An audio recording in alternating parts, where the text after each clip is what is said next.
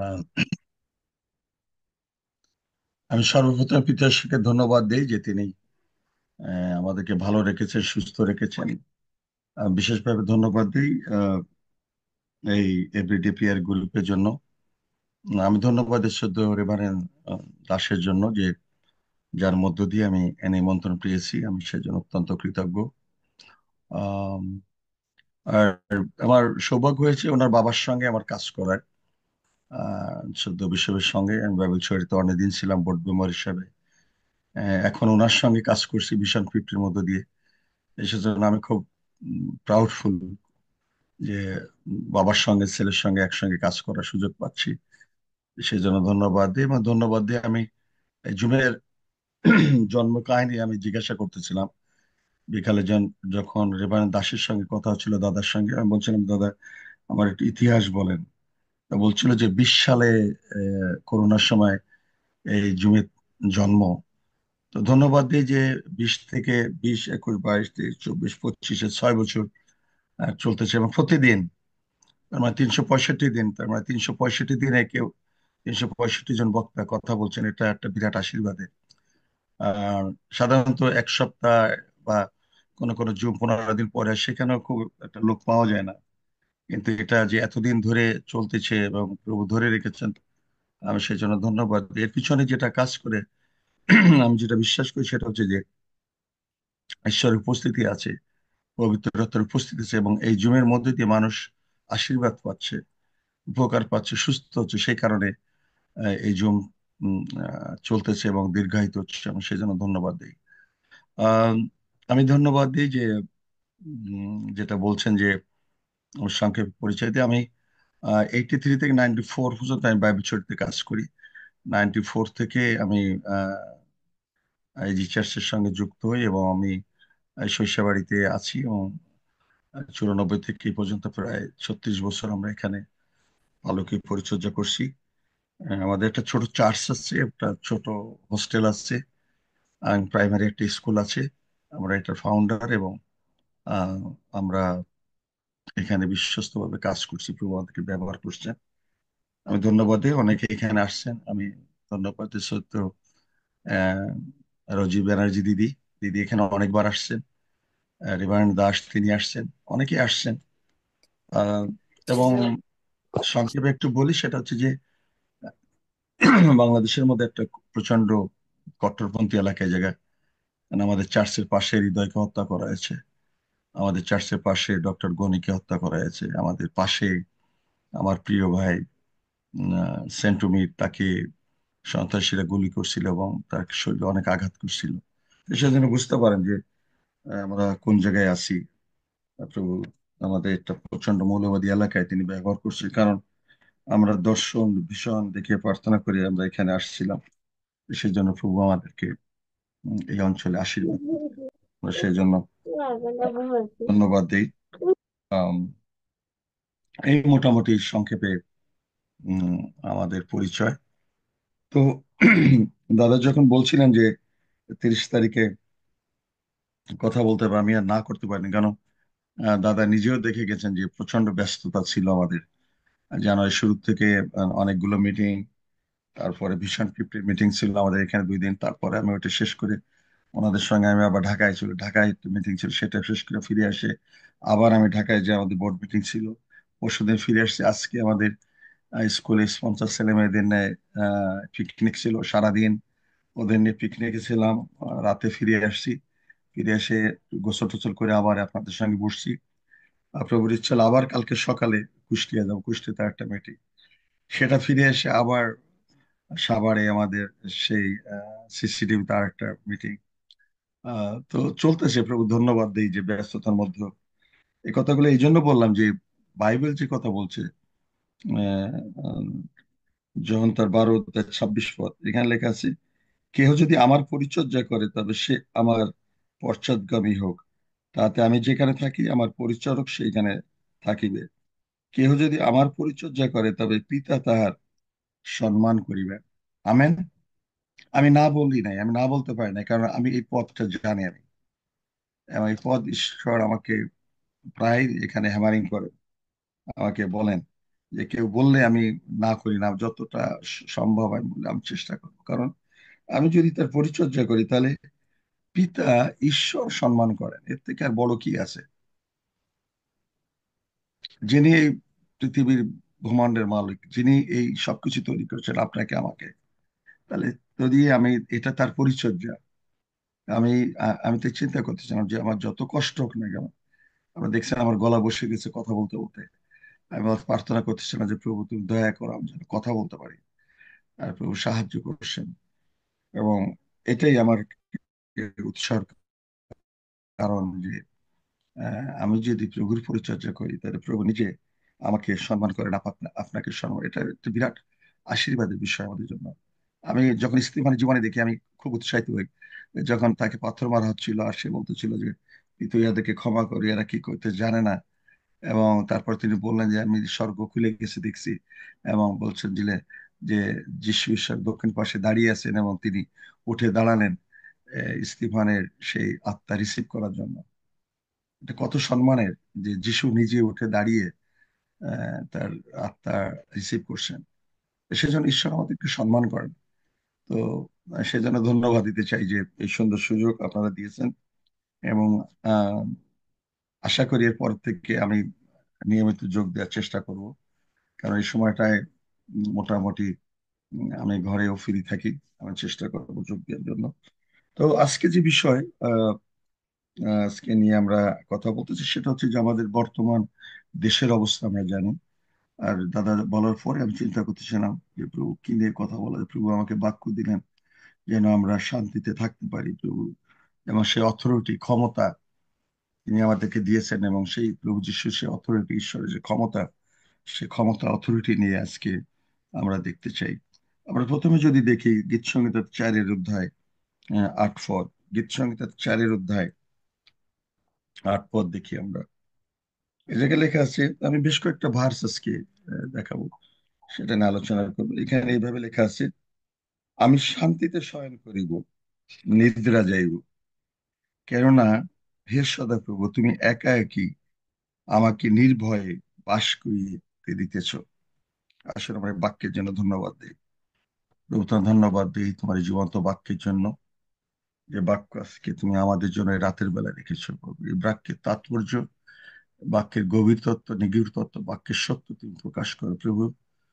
আহ আমি আমার নিজের কথা যেন না বলি, পবিত্র তুমি যেভাবে কথা বলতে বলো আমি যেন সেই কথা বলতে পারি। আমি তো আর বাধ্য হচ্ছি প্রভু, আমি স্যালেন্ডার করছি তোমার কাছে।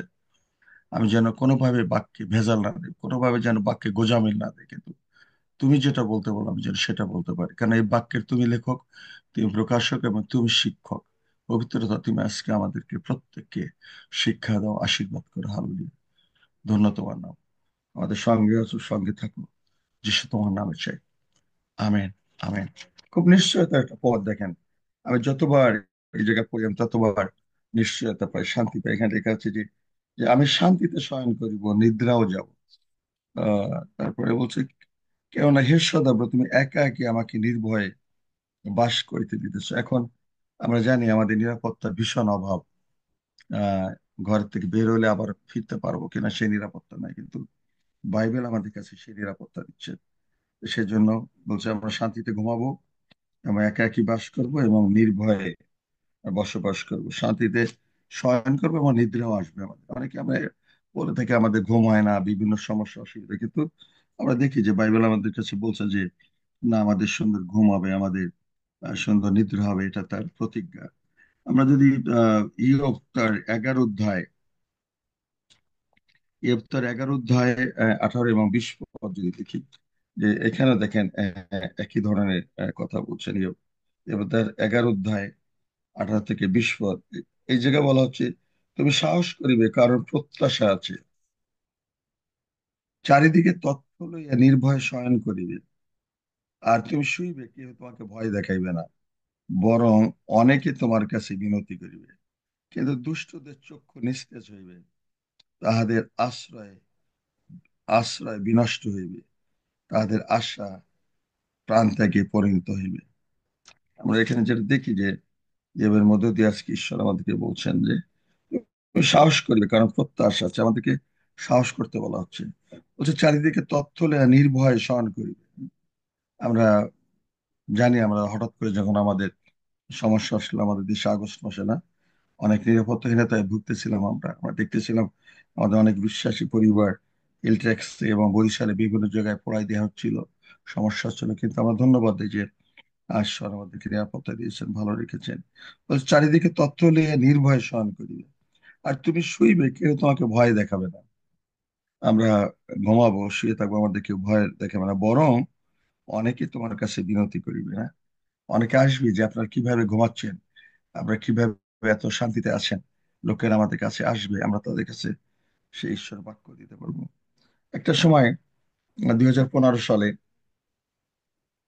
2015 সালে ফেব্রুয়ারি 15 তারিখে রাতে আমার মা মারা যায়।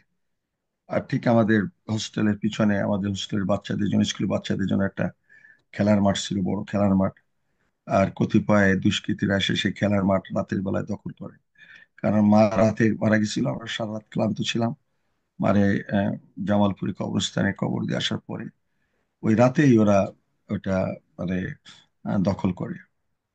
অনেক কষ্ট হচ্ছিল, আমাদের অনেক সমস্যা হচ্ছিল, রাতে ঘুমাতে পারছিলাম, কারণ যেহেতু আমরা এই জায়গার ফাউন্ডার এবং এই চার্চ আমাদের সন্তানের মতো, আমাদের খুব সমস্যা হচ্ছিল তখন। আমাদের আহ চিটাগাং এর আমাদের সদ্য পালক আশিস দা আমাকে খুব একটা সুন্দর উদাহরণ দিলেন এবং আমাকে উৎসাহ দিলেন। তিনি বললেন, শিমন, যিশু যখন ঝড় উঠছিল সেই নদীতে, হ্রদের মধ্যে যখন ঝড় উঠছিল, এত ঢেউ, শিষ্যরা সেই চিৎকার করছিল, নৌকা ডুবে, তার মধ্যে যিশু ঘুমাচ্ছিল। তিনি হয়তো উৎসাহ দিচ্ছিলেন, বলছে ঝড়ের মধ্যে আমাদের ঘুমাতে হবে। জায়গা দখল করছে, সমস্যা হচ্ছে, ওটা থাক, ওটা প্রভুর কাছে রাখো, কিন্তু তুমি শান্তিতে ঘুমাও, তুমি বিশ্রাম করো, কারণ তুমি যদি, আর পরিবার যদি শান্তিতে না ঘুমাও, তাহলে তোমরা অসুস্থ হয়ে পড়বে। আর আমি ধন্যবাদ দিই শুধু দাদাকে, আমি চেষ্টা করলাম ওই পথ পড়ার জন্য, যিশুর এই জায়গায় এই পথগুলো খোঁজার জন্য। আর খুঁজে খুঁজে প্রভু আমাকে আশীর্বাদ করলেন, এবং ধন্যবাদ দেই সেই 1 বছরের মধ্যে তাদের সাথে আমাদের সুন্দর সমাধান হলো। আমাদের বেশ কিছু টাকা দিয়ে সেটা সমস্যার সমাধান করতে হয়েছে। তো যে বিষয়টা সেটা হচ্ছে যে যে ঝড়ের মধ্যে আমাদেরকে ঘুমাতে হবে, এবং এই ক্ষমতা, এই অথরিটি প্রভু আমাদেরকে দিয়েছেন, এবং যখন আমরা এই অথরিটি ব্যবহার করি এবং সত্য আমরা জানি, তখন আমাদের আর সমস্যা হয় না। আমরা এই একই আহ, পুস্তক ইয়োবে তার 2 অধ্যায় 10 পদ আমরা দেখি। 2 অধ্যায় সরি, 5 অধ্যায় 16 থেকে 26 পদ। ইয়োব তার 5 অধ্যায় 16 থেকে 26 পদ যদি আমরা দেখি এখানে, আহ, এখানে যেভাবে লেখা আছে, দেখো, ধন্য সেই ব্যক্তি যাহাকে ঈশ্বর অনুযোগ করেন, অর্থাৎ তুমি সর্বশক্তিমানের দত্ত শাস্তি তুচ্ছ করিও না। কেন তিনি ক্ষত করেন, তিনি বাঁধিয়া দেন, তিনি আঘাত করেন, তার হস্ত আমাদেরকে সুস্থ করেন। তিনি 6 সংকটে তোমাকে উদ্ধার করিবেন, সপ্ত সংকটে অমঙ্গল তোমাকে স্পর্শ করিবে না। তিনি তোমাকে দুর্ভিক্ষের সময় মৃত্যু হইতে, যুদ্ধের সময় খড়গধার হইতে মুক্ত করিবেন। জিহ্বার কষাঘাত হইতে তুমি গুপ্ত থাকিবে, বিনাশ আসিলে তোমার শঙ্কা হইবে না। বিনাশ ও দুর্ভিক্ষে তুমি হাসিবে, বন্য পশুদের হইতে তোমার শঙ্কা হইবে না। আর তুমি জানিবে তোমার তাম্বু শান্তিযুক্ত, তুমি তোমার নিবাসে তথ্য করিলে দেখিবে কিছুই হারায় নাই। আমেন। আমাদের জন্য নিশ্চয়তা এটা, তিনি আমাদেরকে নিশ্চয়তা দিচ্ছেন না যে দুর্ভিক্ষের সময় আমরা হাসবো। বিশ্বদে লেখা আছে, তুমি দুর্ভিক্ষের সময়, হ্যাঁ, তুমি মৃত্যু হইতে, যুদ্ধের সময় খড়গধার হইতে মুক্ত করিবে। তারপর যে 21 পদটা, এটা হলো খুব গুরুত্বপূর্ণ। সাধারণত আহ জিহ্বার কষাঘাত বলা হচ্ছে, তাই না? অনেক ধরনের চাবুক আছে, কিন্তু এই জিহ্বার চাবুক, জিহ্বার কষাঘাত, এটা আমাদেরকে দারুণ ভাবে ক্ষত করে। আমি ইচ্ছা করলে একটা লোককে এমন ভাবে একটা কথা বলবো, সে রেল লাইনে বা অন্য জায়গায় সে মৃত্যুর জন্য প্রস্তুত হয়ে যাবে। আবার আমি আমার এই জিহ্বার দ্বারা, এই কষাঘাত দ্বারা তাকে যদি উৎসাহিত করি, দেখা যায় যে যে যে মৃত্যুর জন্য সে প্রস্তুত হচ্ছিল, সে সেখান থেকে ফিরে আসবে। তো সেই জন্য এটা খুবই, আমরা যারা বিশ্বাসী অবিশ্বাসী যেই বলি না কেন, এই জিহ্বার কষাঘাত এটা খুবই গুরুত্বপূর্ণ, এটা খুবই আমাদেরকে ক্ষতবিক্ষত করে ফেলে। সেই জন্য ধন্যবাদ দেই যে তিনি আমাদেরকে বলছেন, জিহ্বার কশাঘাত হইতে আমরা গুপ্ত থাকব, বিনাশ আসিলেও আমাদের সংখ্যা হইবে না। কারণ লোকেরা জিহ্বা দ্বারা আমাদেরকে আঘাত করতে পারবে না। অনেক সময় লোকেরা জিহ্বা দ্বারা আমাদেরকে বিভিন্ন ভাবে আঘাত করে, কশাঘাতের মতো, এবং আমাদেরকে চূর্ণ বিচ্ছিন্ন করে এবং আমাদের ফেড়ে ফেলে। কিন্তু ধন্যবাদ দিতে চাই যে ঈশ্বর বলছেন যে না, আমাদের কোনো ক্ষতি করতে পারবে না। এই একই অধ্যায় 6 অধ্যায় 10 পদ যদি আমরা দেখি, এখানে লেখা আছে, তবুও তখনও আমরা সান্ত্বনা থাকিবে, আমার সান্ত্বনা থাকবে, নির্মম যাতনায়ও আমি উল্লাস করিব, কারণ আমি পবিত্রতমের বাক্য সকল অস্বীকার করি নাই। বলছে নির্মম যাতনা যখন আসবে, তখনও আমি ঈশ্বরে উল্লাস করব। এটা আমাদের জন্য, বিশ্বাসীদের জন্য একটা বিরাট চ্যালেঞ্জ, যে যখন যাতনা আসবে তখন আমরা কিভাবে উল্লাস করব। আর আমি যখন এই বাক্য ধ্যান করতেছিলাম, দেখতেছিলাম যে, আমি দেখতেছিলাম যে শিল এবং পিরিতপুর, তাদেরকে এমন ভাবে অত্যাচার, এমন ভাবে তাদেরকে মারা হয়েছে, এমন ভাবে তাদেরকে পিটানো হয়েছে যে তাদের গায়ের কাপড় খুলে তাদেরকে পিটানো হয়েছে, যেন সেই গায়ের চামড়া ক্ষত বিক্ষত হয়ে, যেমন তাদেরকে জেলখানায় নিয়ে সেই তাদের পিঠে, বুকে, পায়ে এমন ভারী ভারী হাড়ি কাঠ দিয়ে রাখছে, যেন এই রাতে রক্তক্ষরণে যেন তারা মারা যায় এবং শ্বাস প্রশ্বাস না নিতে পারে, সেইভাবে যেন তারা মারা যায়। এটা তাদের হয়তো একটা উদ্দেশ্য ছিল। কিন্তু আমরা দেখি যে বাইবেল বলছে যে মধ্যরাতে যখন কয়েদিরা ঘুমাচ্ছে বা কেউ সজাগ আছে, তখন তারা ঈশ্বরের আরাধনা করছিল, প্রশংসা করছিল, আর ঈশ্বরের সিংহাসন কেঁপে উঠলো। এবং বাইবেলে লেখা আছে যে ওইখানে যে কয়েদিদের কাছে তাদের এই গান আরাধনা মধুর মতো লাগতেছিল, টেস্ট লাগতেছিল। আর ঈশ্বর সেই স্বর্গদূত পাঠালেন, তাদেরকে সেখানে বের করে নিয়ে গেলেন। এবং তারপরে আমরা জানি যে সেই জেলার এবং তার পরিবার, তারা সবাই যিশুকে গ্রহণ করলো, এবং সেই রাতে তারা অবগাহন নিল। একটা পরিবারকে, একটা লোককে রক্ষা করার জন্য তাদেরকে কতটা অত্যাচারিত হতে হয়েছিল। কিন্তু এটা সাময়িক, কিছু সময়ের জন্য না। আমরা দেখি সে যাতনার মধ্যে মধ্যে তারা আরাধনা করছিল, প্রশংসা করছিল, এবং বলছে যে কয়েদের কাছে সেটা মধুর মতো লাগছিল, টেস্ট লাগছিল। সেজন্য প্রিয় ভাই বোনেরা, শ্রদ্ধেয় বর্গ যারা আমরা এখানে আছি, যাতনা আসবে, কষ্ট আসবে, আমাদের জীবন সমস্যা আসবে, তার মধ্যেও যেন যেন আমরা হাসতে পারি, তার মধ্যেও যেন আমরা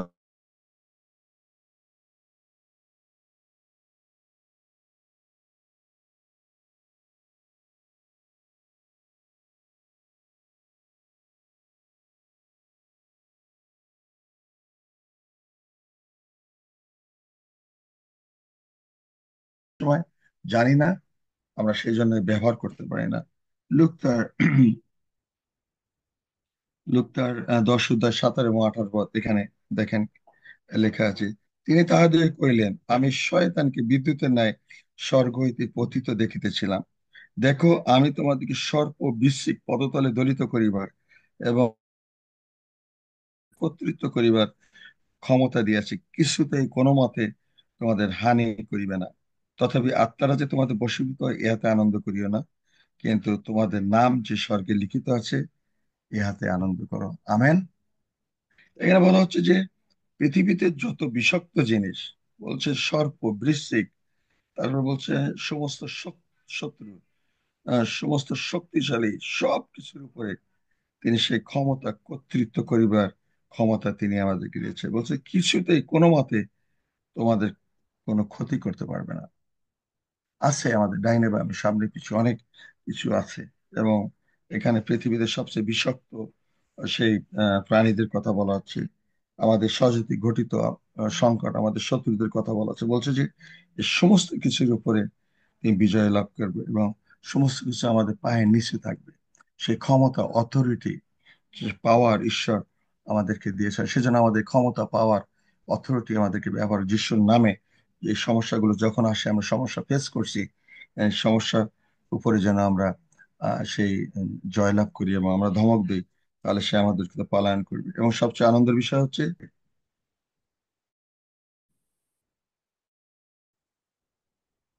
8-10 পদ দেখি, প্রথম তো 8-10 পদ যদি আপনি দেখেন, পরিপক্ক দেবল গর্জন করে সিংহের ন্যায় কাকে গ্রাস করিবে তার অন্বেষণ করে বেড়াইতেছে। তোমরা বিশ্বাসে অটল থাকিয়া তার প্রতিরোধ করো।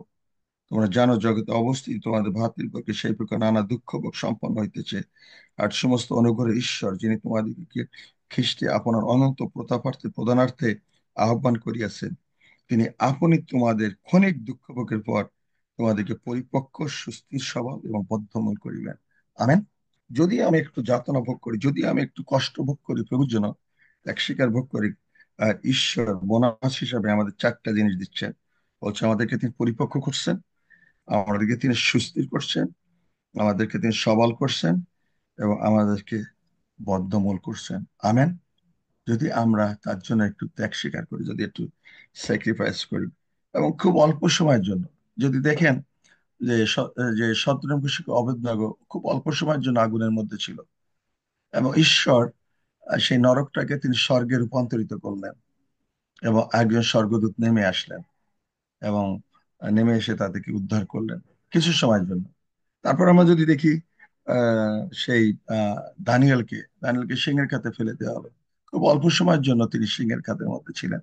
তারপর তাদেরকে বের করে নিয়ে আসলেন, এবং সেই রাজা নিজে তিনি সমস্ত তার দেশে ঘোষণা করলেন যে সেই দানিয়েল এবং সদ্রমর্শক ঈশ্বর জীবন্ত ঈশ্বর, তোমরা এর সেবা করবে, আরাধনা করবে, অন্য কারো সেবা করবে। তার মানে কি? তার মানে হচ্ছে যে রাজা নিজেও তাহলে সেই ঈশ্বরের সেবা করছিলেন, কিন্তু তাদের এই পরীক্ষার মধ্যে দিয়ে যেতে হয়েছিল। সেই জন্য প্রিয় খ্রিস্টীয় সুধীবর্গ, আমার পূজনীয় বর্গ, ঈশ্বরের সন্তান, আমি আজকে উৎসাহিত করতে চাই যে আজকে এই ধরনের চ্যালেঞ্জ আপনার জীবনে, আমার জীবনেও আসবে, কিন্তু এই চ্যালেঞ্জ যেন আমরা গ্রহণ করি। আর চ্যালেঞ্জ গ্রহণ করার মধ্য দিয়ে ঈশ্বর আমাদেরকে সেই রাজার মতো হয়তো বলবেন যে যে এদের ঈশ্বর জীবন্ত ঈশ্বর, তোমরা এদের আরাধনা করো, এদের প্রশংসা। আমার জোসেফের জীবনে জানি খুব বেশি সময় তার সেই জেলে থাকতে হয় না, খুব বেশি সময় তার ওই গর্তের মধ্যে থাকতে হয় নাই, তার ভাইরা আবার তুলে তাকে বিক্রি করে, খুব বেশি সময় পটিফারের বাড়িতে থাকতে হয় নাই। কারণ ঈশ্বরের আশীর্বাদ, বাইবেল বলছে ঈশ্বরের আশীর্বাদ তার পিছনে পিছনে সব সময়ের জন্য ছিল। যেখানে গেছেন সেখানে আশীর্বাদ তার সাথে সাথে ছিল। তো সেজন্য ধন্যবাদ যে সামান্য কিছু সময়ের জন্য হয়তো যন্ত্রণা যাতনা আমাদের আসবে, কিন্তু তার মধ্যে দিয়েও ঈশ্বর আমাদেরকে সুরক্ষা করবেন। আমরা যদি জাকব 4:7-8 দেখি, আমরা খুব দ্রুত যাচ্ছি। জাকব 4:7 এখানে দেখি যে এখানে আমাদের হচ্ছে, তোমরা ঈশ্বরে বশীভূত হও কিন্তু দিয়াবলের প্রতিরোধ করো, তাতে সে তোমাদের পলায়ন করিবে। ঈশ্বরের নিকটবর্তী হও, তাহাতে তিনি তোমাদের নিকটবর্তী হইবেন। হে পাপীগণ, হস্ত সূচি করে হে দিবানা লোক সকল হৃদয় বিশুদ্ধ করো। প্রভুর সাক্ষাতে নত হও, তাহাতে তিনি তোমাদেরকে উন্নত করেন। আমাদেরকে প্রতিরোধ করতে বলা হচ্ছে শয়তানের, দিয়াবলের, আমাদের শত্রুদের যত ক্ষমতা আছে তার বিপক্ষে আমাদেরকে প্রতিরোধ করতে বলা আছে, আমাদেরকে সেই ক্ষমতা দিয়ে আছে। প্রথম জনের 5 অধ্যায় 19 পদ যদি দেখেন, প্রথম পিতর 5 অধ্যায় 19 পদে এখানে লেখা আছে, আমরা জানি যে আমরা ঈশ্বর হইতে, আর সমস্ত জগৎ সেই পাপাত্মার মধ্যে শুইয়া রহিয়াছে। এটা আমাদের জানতে হবে যে, যে বলা আছে যে আমরা ঈশ্বরের কাছ থেকে, কিন্তু এই জগৎ পাপাত্মার মধ্যে শুয়ে আছে। এদের জগতের মধ্যে তাহলে আমরা কিভাবে থাকবো? আমি অনেক সময় আমাদের ছেলেদেরকে চার্চে উদাহরণ দিই যে আমাদের সেই, আমি বলি যে কুচে মাছ আমরা দেখছি না, যে কুচে মাছের তার গায়ে এত মানে লালা থাকে যে আহ, সেই যদি একটা হাঁড়িতে রাখা হয় সে হাঁড়িটাই লালা হয়ে যায়, বা ধরা যায় না, পিছলা বের হয়ে যায়। তারা কি দামি জেল ব্যবহার করে, কি দামি ফেয়ার অ্যান্ড লাভলি ব্যবহার করে না, যে তাদেরকে ধরে রাখা যায় না। তাহলে আমরা এই পৃথিবীতে, নোংরা পৃথিবীতে থাকবো, কিন্তু আমাদের যেন এরকম থাকে, আমরা যেন জগৎ থেকে আলাদা থাকি, জগৎ থেকে যেন পৃথক থাকি। যোসেফের মতো যে পাপ থেকে সেই যেন পাপকে ধাক্কা দিয়ে তিনি পালিয়ে গেছিলেন। যখন কুচে মাছগুলো সকালবেলায় রোদে ভেসে ওঠে, চিক চিক চিক চিক করতে থাকে, ডাস্টবিনের মধ্যে থাকে, নোংরা জায়গায় থাকে, কিন্তু ওই কাদা তাকে স্পর্শ করতে পারে না, কারণ তাদের শরীরে এমন ধরনের লালা আছে যে তাদেরকে টাচ করতে পারে না। ঠিক একইভাবে প্রিয় সন্তানেরা, আজকে যদি আমাদের হাঁটু গেড়া প্রার্থনা, উপবাস, ঈশ্বরের বাক্য যদি আমাদের প্রচুর পরিমাণে আমাদের অন্তরে থাকে, কোনো নোংরা আমাদেরকে স্পর্শ করতে, কোনো কিছু আমাদেরকে টাচ করতে পারবে না, কারণ আমরা আছি যিশুর রক্তের নিচে। আমেন। আমরা আর 2টা পদ দেখে শেষ করতে চাই। প্রকাশিত বাক্য তার দুইয়ের অধ্যায় 10 পদ আমাদের খুব পরিচিত আর খুব প্রিয় একটি পদ। প্রকাশিত বাক্য তার দুইয়ের অধ্যায় 10 পদ। এখানে দেখে এইভাবে লেখা আছে, তোমাকে যে সকল দুঃখ ভোগ করিতে হইবে তাহাতে ভয় করিও না। দেখো, তোমাদের পরীক্ষার জন্য দিয়াবল তোমাদের কাহাকে কাহাকে কারাগারে নিক্ষেপ করিতে উদ্যত আসে, তাহাতে 10 দিন পর্যন্ত তোমাদের ক্লেশ হইবে। তুমি মরণ পর্যন্ত বিশ্বস্ত থাকো, তাহাতে আমি তোমাকে জীবন মুকুট দেব। আমেন। বলছে খুব বেশি হলে 10 দিন পর্যন্ত আমরা হয়তো জেলখানায় থাকবো, 10 দিন পর্যন্ত আমরা কোন সমস্যার মধ্যে থাকবো, কিন্তু তারপরে কি হচ্ছে, বেরোয় আসে তিনি আমাদেরকে জীবন মুকুট দেবেন। এই মরণ পর্যন্ত বিশ্বস্ত থাকো, তাতে আমি তোমাকে জীবন মুকুট দেবো। আমরা যেন মরণ পর্যন্ত বিশ্বস্ত থাকি, তাহলে তিনি আমাদেরকে জীবন মুকুট দেবেন। দ্বিতীয় তিমথিও তার প্রথম দিকে লেখা আছে যে ঈশ্বর আমাদের ভীরুতার আত্মা দেন না, তিনি বলছেন তিনি আমাদের সাহসের, পরাক্রমের, সুবুদ্ধির, প্রেমের আত্মা দিয়েছেন। সেই জন্য আমরা ঈশ্বরের ধন্যবাদ দিতে চাই যে ক্ষমতায়, অথরিটি, পাওয়ার তিনি আমাদেরকে দিয়েছেন। এখন এই পাওয়ার, এই অথরিটি নিয়ে আমাদের এই পৃথিবীতে বেঁচে থাকতে হবে, যেন আমরা সবসময় যেন সেই ঈশ্বরের বাক্য দিয়ে যেন সেই আহ প্রতিরোধ করি, যেভাবে যিশু শয়তানকে প্রতিরোধ করেছিল। দূর হও শয়তান। আর সাধু দাউদ তিনি বলছেন, আমি প্রয়োজনের অতিরিক্ত তোমার বাক্য আমার হৃদয়ের মধ্যে সঞ্চয় করছি, যেন শয়তানের প্রতিরোধ করতে পারি। সেই জন্য আমরাও যেন প্রচুর পরিমাণে ঈশ্বরের বাক্য আমাদের হৃদয়ে সঞ্চয় করে রাখতে পারি, যেন আমরা কুদিনে শয়তানের প্রতিরোধ করতে পারি। এই একটা জিনিস আমাদের বিশ্বে যেন মানে সঞ্চয় করতে বলে, সেটা হচ্ছে ঈশ্বরের বাক্য। যেন আমরা ঈশ্বরের বাক্য প্রচুর পরিমাণে হৃদয় সঞ্চয় করি এবং যেন শয়তানের প্রতিরোধ করতে পারি। এই রাতের বেলা ঈশ্বর আমাদের প্রত্যেকে প্রচুর পরিমাণে আশীর্বাদ দান করুন। আমেন। আমেন।